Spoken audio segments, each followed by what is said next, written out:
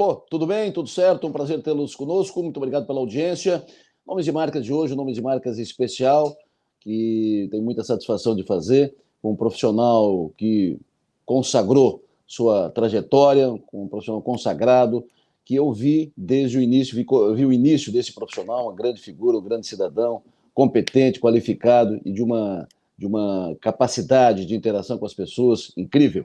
Nomes de marcas de hoje, com o radialista, dono do microfone, Silmar Vieira. Alô, Silmar, bom dia. Bom dia, Deloro, bom dia a todos. Prazer enorme estar aqui contigo.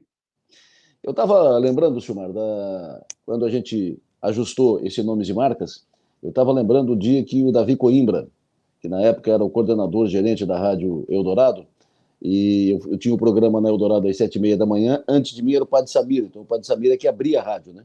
E o Padre Samir passava para mim. Aí o Davi disse, Adelor, tem um rapaz, um gordinho da Forquilinha, que quer fazer um programa sobre agro, informações do agronegócio e tal, e tal. E eu estou pensando em colocar ele às 5 horas da manhã, cedo, para abrir a rádio. Eu disse, pô, tu vai botar ele antes do Padre Samiro? Oh, não, aí vai ver se o rapaz é de fé mesmo, se vai aguentar. Pois tu começou jovem, cedo, ao vivo, nada gravado, e vinha com frio, vinha da Forquilinha e está aí até hoje. Grande Silmar Vieira, construiu uma trajetória vencedora. Silmar, lembra daqueles tempos? Lembro. Eu ouso até te corrigir a tua memória, que é excelente, mas na época era o Nicola Gava que fazia, né? É verdade. Isso, o Padre Samiro era na Ulha Negra. Na época o Padre Samiro estava na Ulha Negra e o Nicola Gava fazia das 5 às 6 da manhã. Exatamente. E aí eu tinha feito um teste, né? Tinha gravado um piloto uns 30 dias, na época ainda era o Milioli, né, o gerente, o diretor, né, de todas as rádios, e o Paulo Otaran que coordenava, né, essa parte do jornalismo. E aí foi feito um teste, eu fiquei uns 30 dias gravando o programa, fazendo piloto, né, Adelor? Naquela época se fazia isso, né? Tinha que ter uma garantia de que a coisa ia dar certo, então ficamos 30 dias gravando e tal. Não, vai dar certo, mas não me chamaram, eu fiquei esperando. E aí o Davi Coimbra chegou e queria algo aos moldes do Campo e Lavoura, da Gaúcha, né? Que era para completar a grade da emissora, tinha que ter alguma coisa em agropecuária. E tinha esse modelo, quando o Milioli criou esse modelo de jornalismo da Eldorado, ele criou mais ou menos baseado naquilo que era a Rádio Gaúcha, que era o grande modelo da época, né? Sem dúvida, era um radiojornalismo de muita competência, muito completo. E aí, para completar a grade, faltava o Rádio Rural, né? O Márcio Cardoso chegou a fazer um tempinho. Outro dia eu ainda conversei com o Márcio Cardoso. O Márcio Cardoso chegou a fazer 1 ou 2 meses e disse, não, isso aqui não é para mim, isso não é o meu negócio. E aí foi onde avisaram Davi que tinha lá um piloto que alguém tinha gravado, um menino tinha gravado. E o menino era eu, na época ainda fazia jus, né? Era um menino ainda, né? Quantos anos, Silmar? Quantos anos Eu tu tinha tinha? 20 anos. Nossa, era um menino, garoto. Era um garoto. Eu tinha 20 anos. Eu tinha começado no rádio aos 18, e já comecei tarde, né, Adelor? A maioria de nós, comunicadores, radialistas e tal, o pessoal começou cedo. Acho que tu começou o quê? Com 13, 14 anos, talvez antes? 14. A maioria dos radialistas com quem a gente conversa, a época começava-se aí aos 13, 14 anos, né? Eu fui tarde para o rádio, mas também fiz de tudo na minha vida. Antes disso, eu já tinha trabalhado como eletricista, almoxarife, vendedor em loja de materiais elétricos, balconista de farmácia. E aí fui para o rádio aos 18, na 105, trabalhar no setor comercial da Rádio 105 FM. Fiquei 2 anos no setor comercial da 105. Desses 2 anos foi com o Jairton, né? O Jairton comandava a equipe aqui em Criciúma, né? E aí eu lembro que eu tinha ficado 1 ano na 105 e estava saindo. E aí o Jairton assumiu o escritório aqui em Criciúma. E um primo do Jairton, o Alex Steiner, sobrinho do saudoso Enio Steiner, disse, olha, tem o gordinho lá de Forquilinha que trabalhava no setor comercial aqui e vamos chamar ele de volta. E vieram me chamar de volta. Mas a essa altura do campeonato, Adelor, eu estava trabalhando, sendo treinado para trabalhar no escritório de cobrança com o Paulo Repas. né? Ele abriria um escritório em Araranguá e eu estava sendo treinado para assumir esse escritório em Araranguá. E aí o Jair veio falar comigo, olha, vamos voltar, gordinho? Eu disse, não, cara, a rádio, olha, acabei me desencantando, eu fiz o teste para locutor, mas aí não deu certo, fiquei na área comercial e não é o que eu quero. Ah, mas vamos lá, se não der certo, eu te coloco onde tu quiser. Olha a confiança do cara, né? Ele me passou confiança, né? Mas, enfim, E aí, quando chegou o final de um ano, durante um ano deu muito certo, depois, por vários fatores, a gente acabou se desligando, e ele disse, agora eu vou cumprir minha promessa e vou te colocar onde tu quiser. Onde é que tu quer ir? Eu disse, eu quero trabalhar na Rádio Eldorado. E aí, na época, o Jair tinha muitos contatos, já trabalhava há muito tempo na área, tinha muitos contatos, me levou, me colocou na frente do Milioli, e a partir daí, então, foi feito esse teste, e depois, mais ou menos um ano depois, eu comecei a trabalhar no Eldorado. Tu começou cedo, acabou de relatar um pouco da tua vida profissional, da tua trajetória. Qual foi a tua primeira atividade como garoto lá nos 12, 13, 14 anos de idade? Eu comecei como plantão na cooperativa em Forquilinha. Na época tinha um escritóriozinho que ficava no depósito da cooperativa e eu ficava lá nos finais de semana. O plantão oficial de segunda a sábado era o Aloysio Baques, o baixinho, o pai do Willy Baques. O pai do Willy Baques era o plantão durante a semana. E nos finais de semana era eu.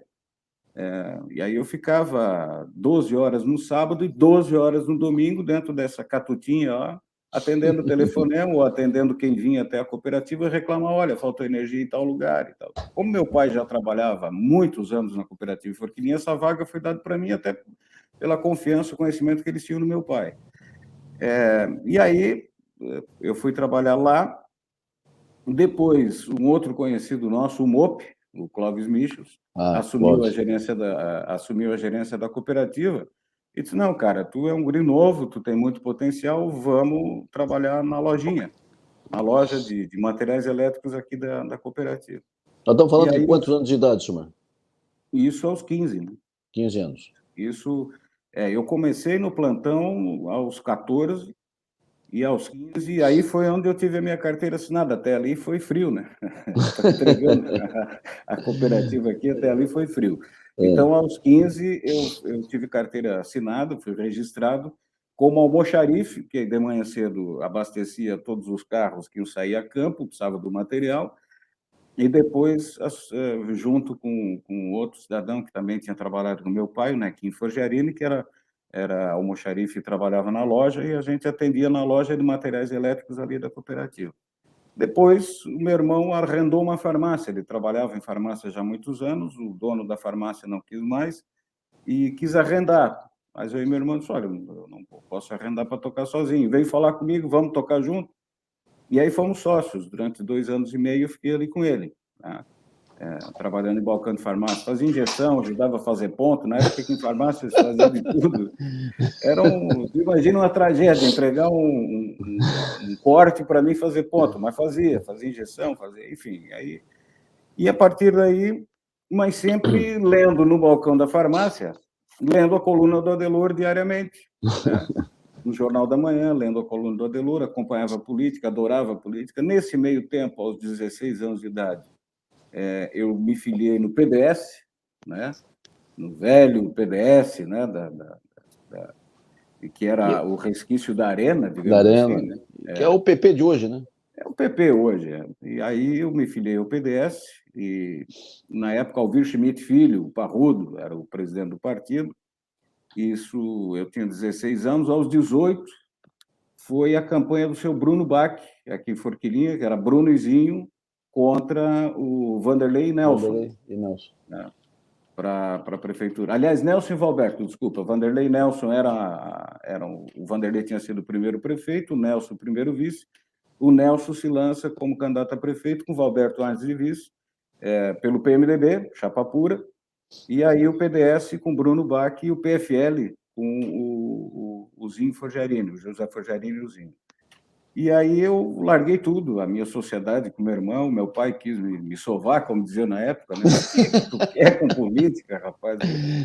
Enfim, mas eu fui porque eu fui para o palco, né, Adelor? Eu fui apresentar os comícios, eu fui subir em cima de carro de som, fazer campanha, então que era o que eu queria, o microfone era o que eu queria.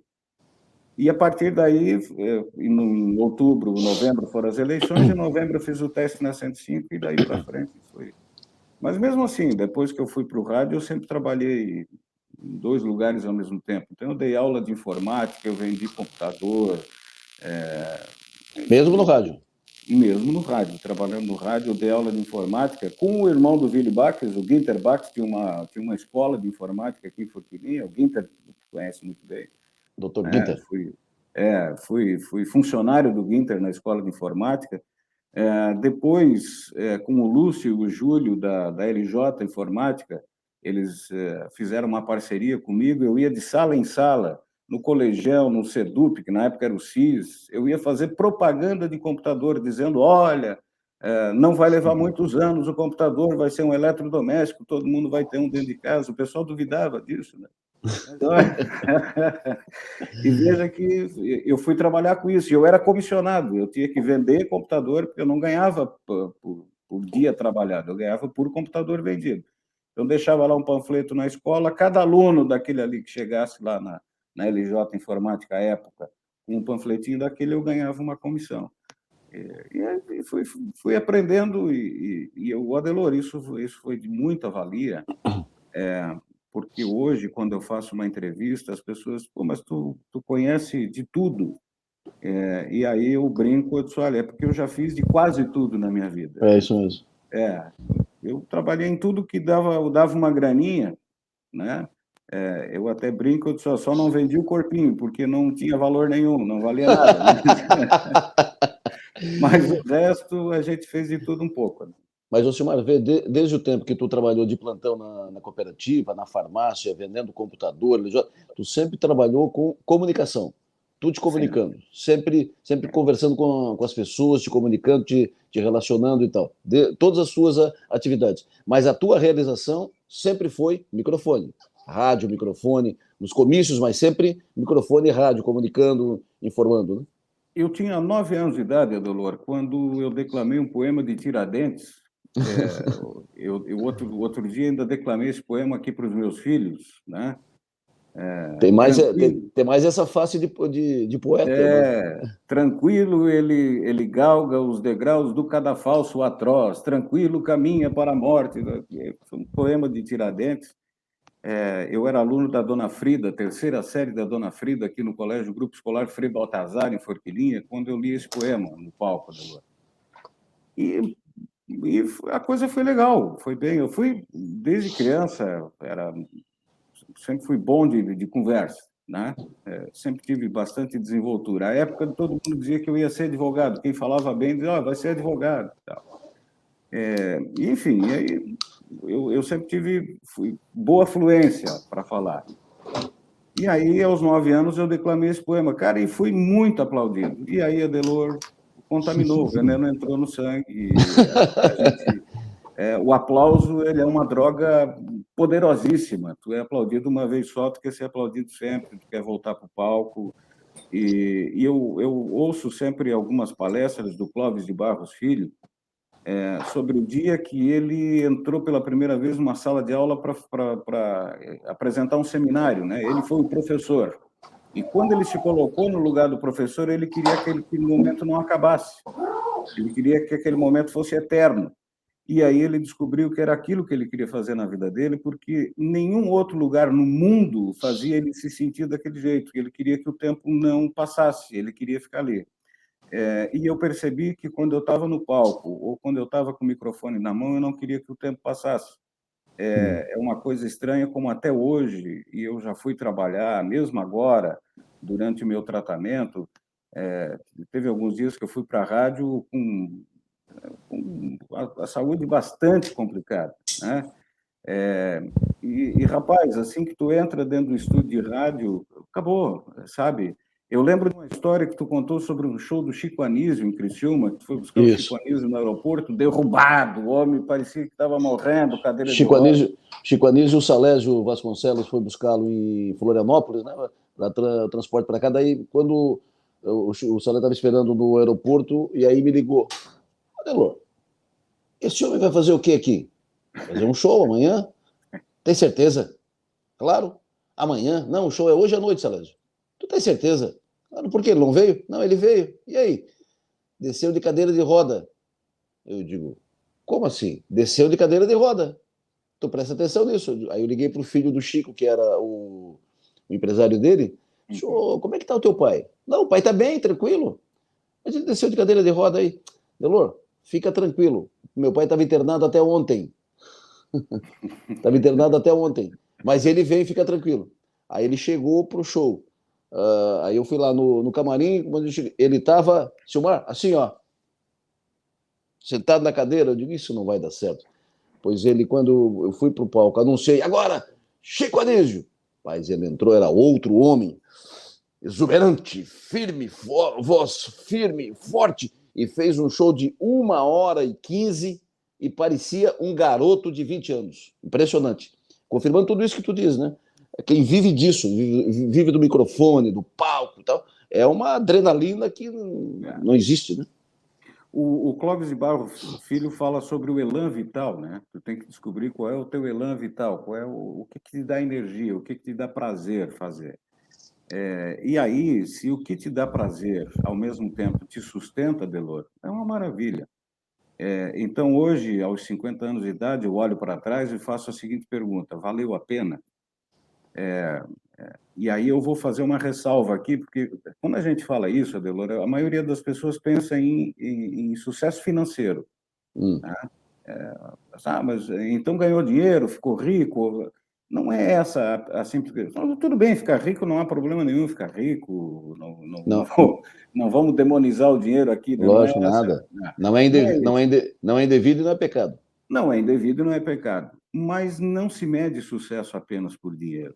Né? O sucesso se mede em tu olhar para trás e dizer o seguinte: eu fiz o que eu queria fazer da minha vida, eu fiz o que eu amava fazer, e mesmo assim eu tive grana o suficiente para viver com dignidade.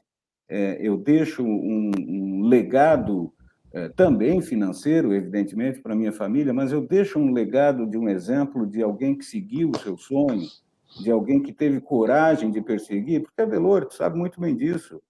A nossa vida não é só de aplausos no palco, a gente persegue o Oh, aplauso, mas ela é feita de muitas vaias, de muita pressão, de muitas noites mal dormidas, de muita muitas pedra. injustiças, de muita pedra. A gente é a vidraça, né? Fica levando pedrada o dia todo. Eu mostrei para um amigo outro dia, era a véspera do Natal do ano passado, dia 24 de dezembro, e eu estava trabalhando, fiz o programa, e aí sorteamos um panetone, Delor.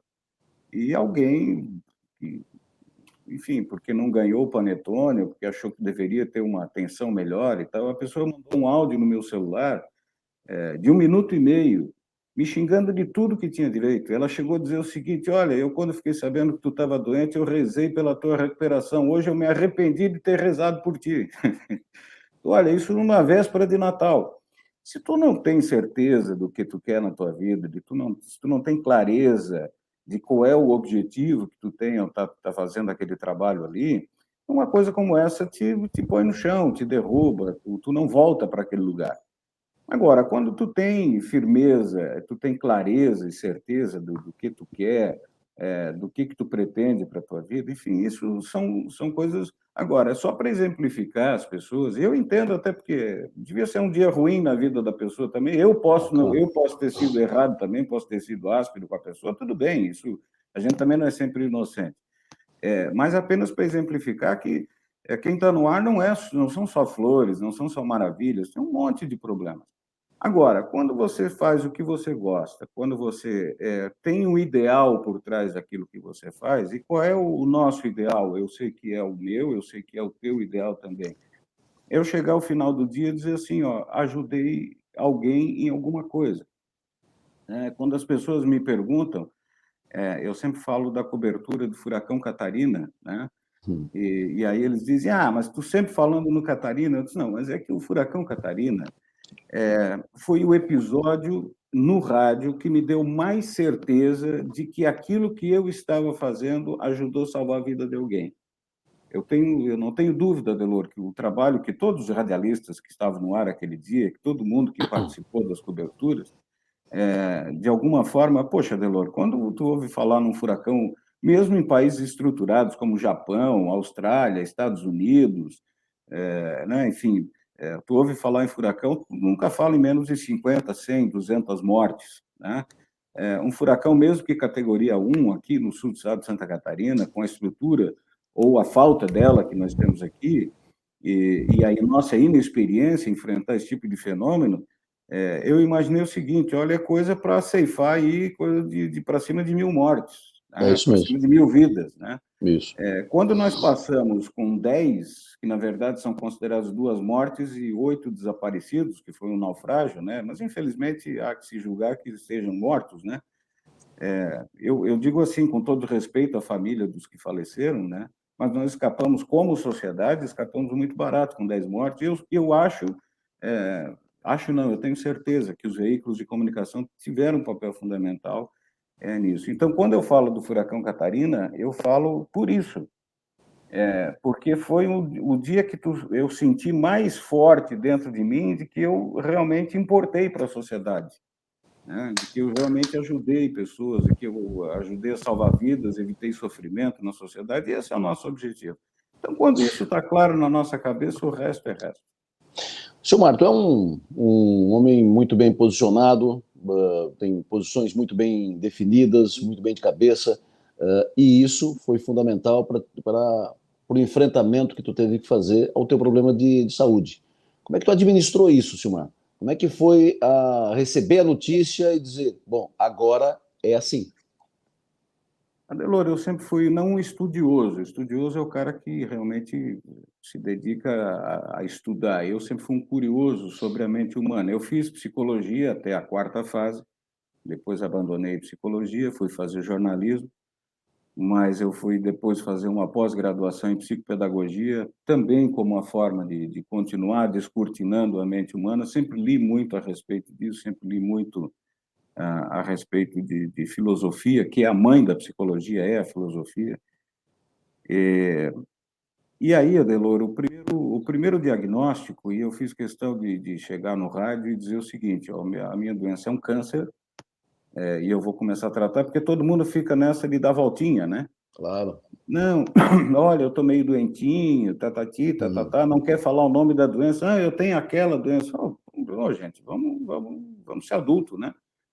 Eu tenho um câncer, diagnosticado um câncer, e eu, a partir de agora, eu vou fazer a parte que me cabe, que é obedecer ao médico, o médico vai fazer a parte que lhe cabe, que é me dar o tratamento, e o resto é com Deus, e vamos em frente. Então, eu não sou religioso, eu não estou com o joelho dobrado na igreja todo dia, eu não sou de frequentar a igreja, eu não... Mas eu tenho fé, né? Até porque eu separo fé de religiosidade. Fé é uma coisa, religiosidade é outra. Por mais paradoxal que possa parecer, mas quem se aprofunda um pouco nisso vai entender o que eu estou dizendo. Fé nunca me faltou.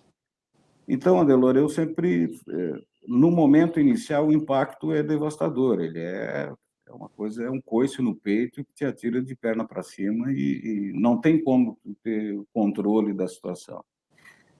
Mas logo em seguida, eu fui tratar de remontar. Eu sempre uso a seguinte figura, Adelor. Os italianos faziam muito isso nas calçadas das casas deles aqui, meio que sem saber que é uma tradição dos italianos. Eles aqui pegavam um pedaço de cerâmica e montavam para fazer a calçada, né? Pegava aquele estoco de cerâmica, de azulejo, e iam fazendo, e isso, na verdade, é uma tradição italiana milenar, que é o mosaico. Mosaico. Era feito originalmente na Roma Antiga com pedras, né? Então, os italianos aqui tinham muito essas calçadas de mosaico.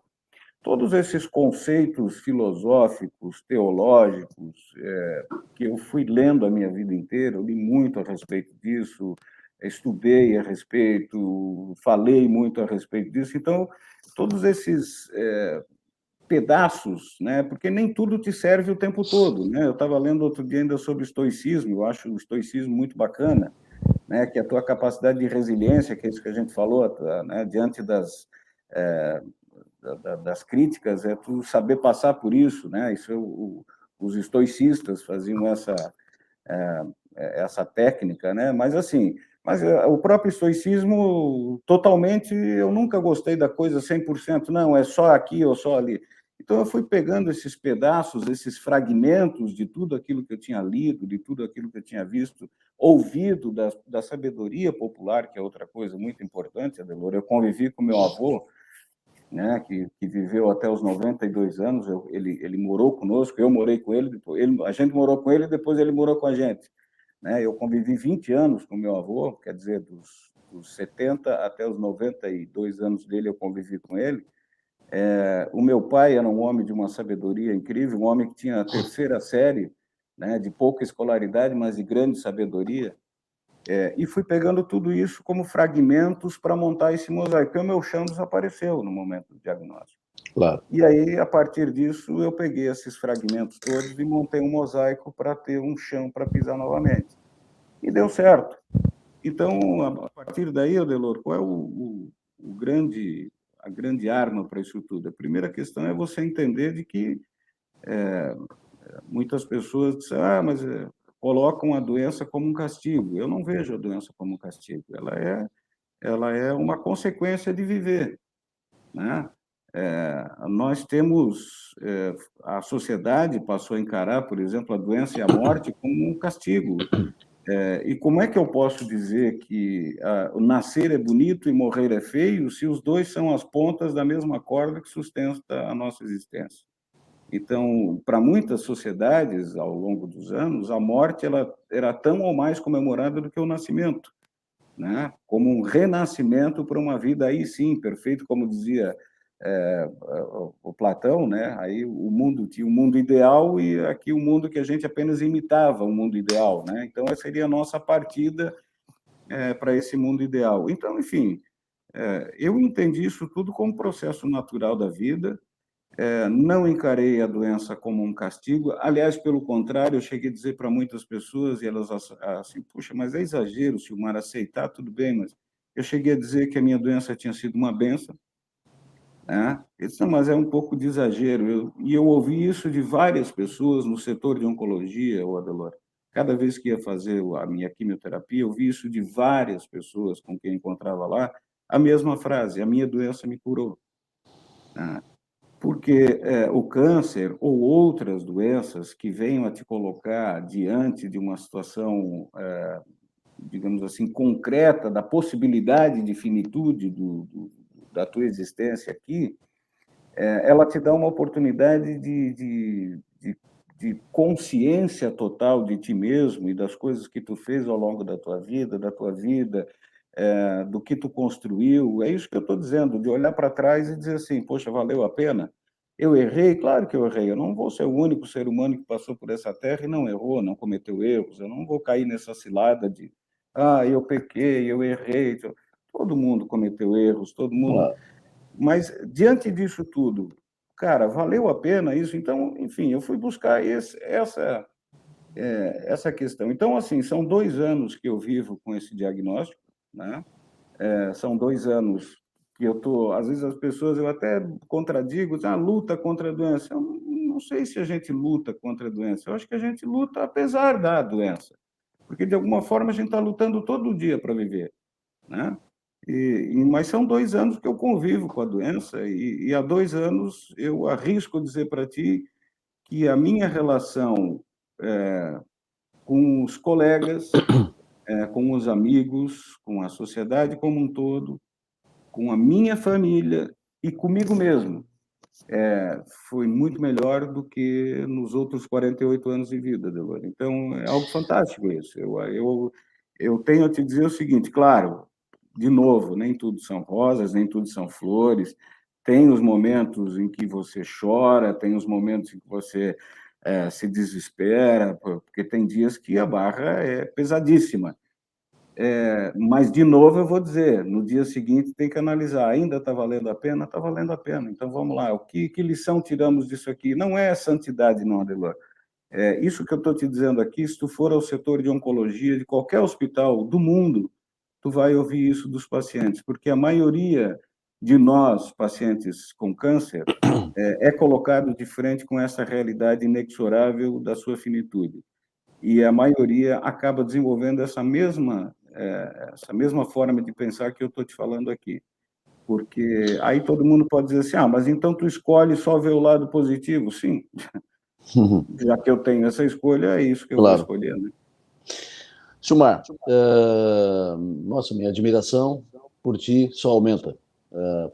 Tive o privilégio de trabalhar contigo, tive o privilégio de trabalhar contigo no início da tua caminhada, e tu fez uma história belíssima no rádio, belíssima, vencedora, consagrada, fez um grande trabalho. Quando tu fala da prestação de serviço, né, do nós contribuímos, do rádio contribuiu, tu teve uma contribuição importante na orientação às pessoas, no esclarecimento, na prestação de serviço, no entretenimento, na diversão, sempre foi muito alto astral no microfone, e isso faz muito bem para as pessoas, muito bem, muito bem. Então, desde o programa que tu faz, e tu fez durante tanto tempo, de manhã cedo, de madrugada, do agro, para o pessoal do campo e tal, de orientação e esclarecimento, o programa que tu fez pela manhã. Sempre grandes tarefas, né? Cumpriste uma missão muito grande no rádio, cumpre uma missão muito boa no rádio, cumpre muito bem. Tu honra o rádio do Sul Catarinense, é um privilégio tê-lo como companheiro de profissão. E foi um prazer fazer o Nomes e Marcas contigo. Muito obrigado, receba o meu abraço muito forte, receba um beijo nessa face gorda aí. Ou na careca, né? Ou na careca. Ou na careca. Um abraço, meu querido. Muito obrigado por essa oportunidade, por essa possibilidade de fazer o Nomes e Marcas contigo, que é um reconhecimento pela tua trajetória vencedora e muito bonita. Eu é que agradeço. Para mim foi uma honra pelo convite. Sabes muito bem que tu foi uma das referências, fortes referências que eu tive, como eu disse, desde a minha adolescência, lendo a tua coluna, ouvindo o teu programa de rádio diariamente. E tu foi uma das pessoas. Eu sempre digo que todo locutor é um Frankenstein, né? Ele sempre é um pedaço de cada locutor, de que ele gostou durante a vida dele, ele vai copiar um pouco daquilo. Então, tu pega um pedaço de cada um dos teus ídolos no rádio, quando tu vai sentar à frente do microfone, diz, olha, como é que fulano faria nessa situação aqui? E nada mais do que assume um papel nesse caso.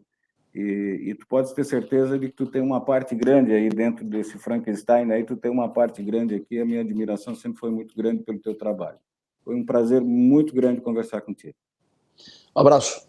Nomes e Marcas dessa semana foi com Silmar Vieira, este nome que é um nome consagrado no rádio do Sul Catarinense. Muito obrigado pela audiência de todos vocês. O programa volta na próxima semana. Sucesso e energia. Tamo junto.